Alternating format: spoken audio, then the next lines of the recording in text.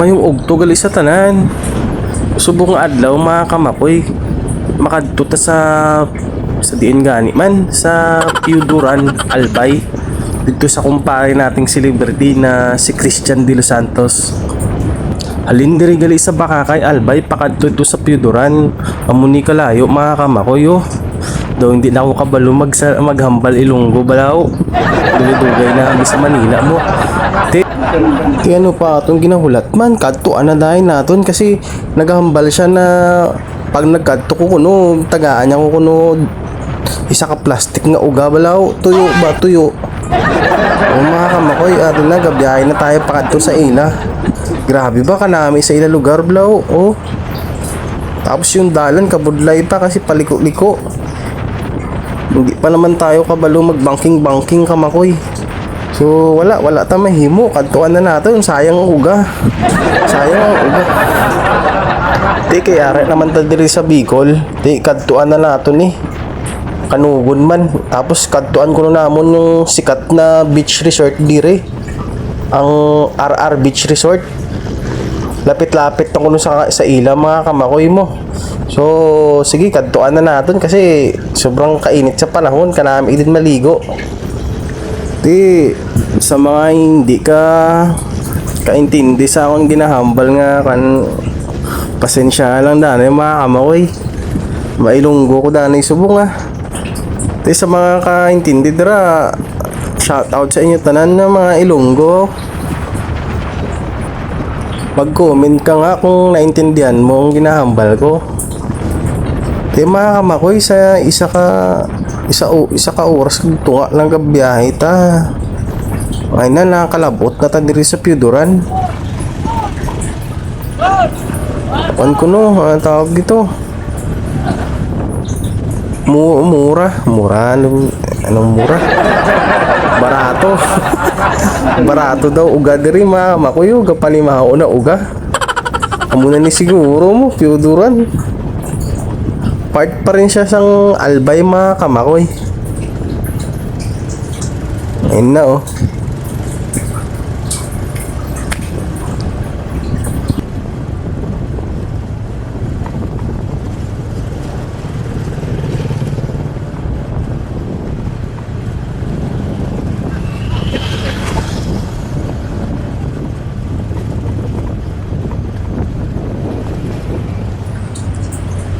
Ito yung nakalabot na ta. Areo, welcome to Piuduran Port. Diretso ta na dito sa ila port mga kamakoy oh. Wow, kanami ba? Kanami siyang tiyempo. Dito, dire dapit. Basta, dira. Di ako no balaklan sa uga. Di ba punto ta danay mga kamakoy, mag picture ta danay dire oh. Remembrance.